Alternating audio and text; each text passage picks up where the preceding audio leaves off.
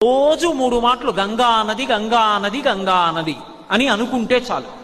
అలా పడుకోబోయే ముందు లేచే ముందు ఒకసారి గంగని స్మరించిన వాడు ఎవరుంటాడో అటువంటి వాడి యొక్క మహాపాతకములను కూడా గంగ తీసేస్తుంది. గంగ పరమశివుడి తల మీద పడేటప్పుడు అహంకరించింది. ఈయనంతటి వాడు ఈడ్చవతల పారేస్తానంది. అదే గంగ తన తప్పు దిద్దుకోవడం ఎలా అనుకుందిట.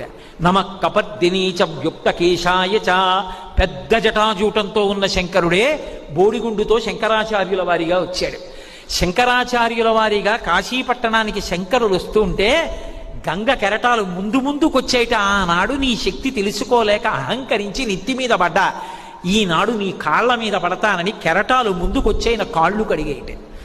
గంగ అంత పవిత్రం. ఏ నదినైనా అమ్మా అని కలిపి పిలవడం తక్కువ. యమునమ్మ